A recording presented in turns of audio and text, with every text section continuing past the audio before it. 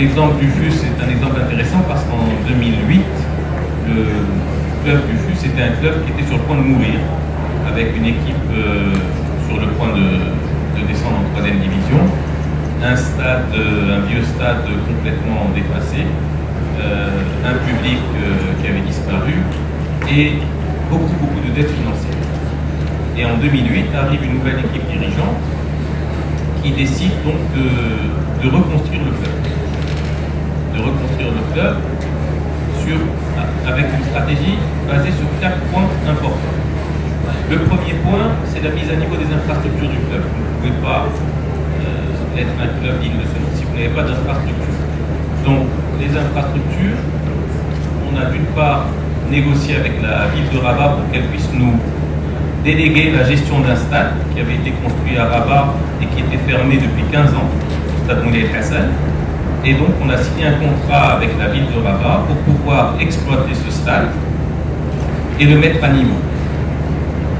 Les infrastructures toujours, vous avez un stade pour jouer, mais il vous faut des lieux pour vous entraîner.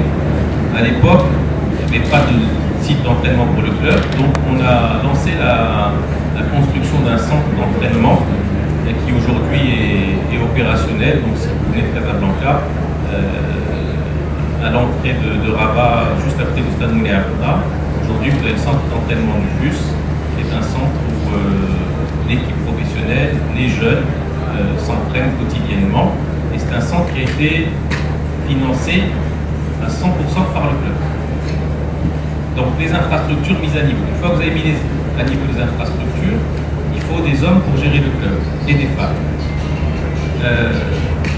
Au Maroc, c'est assez compliqué parce que il n'y avait pas jusqu'à il y a 4-5 ans de formation en management du sport. Donc vous cherchez, à l'époque, vous cherchiez des gens pour gérer un club, il fallait aller soit prendre des retraités, soit aller voir avec le ministère de la Jeunesse et des Sports pour qu'ils puissent mettre à disposition des cadres, soit prendre des anciens joueurs, etc. On a eu une approche un peu différente. Nous, on s'est dit plutôt que d'avoir beaucoup de monde pour gérer le club, on va en avoir moins, mais de meilleure qualité. Et donc aujourd'hui, on a une administration avec, pour reprendre ce que disait Sikali, un organigramme, des fiches de fonction, des évaluations semestrielles. Donc chaque personne qui travaille au club a une mission. Et on évalue la qualité de son travail tous les 6 mois. Après les infrastructures, après la mise à niveau du management, il y a ensuite une stratégie sportive à mettre en place. Quand vous êtes un club de football, vous avez le choix entre deux choses. Vous pouvez dire, moi, je suis un grand club, tous les ans, je vais acheter des joueurs et je vais essayer de gagner des titres.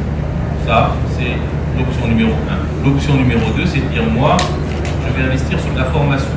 Il faut absolument que mon équipe professionnelle soit majoritairement constituée de joueurs qui ont été formés chez moi, dans mon club. C'est le choix qui a été retenu par le FUS.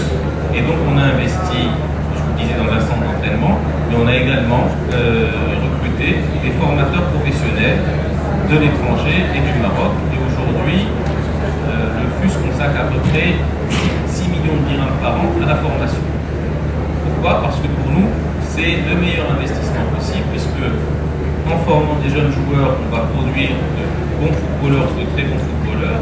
Ces très bons footballeurs vont jouer dans l'équipe professionnelle du club et pour certains seront transférés à l'étranger et donc généreront des recettes pour le club.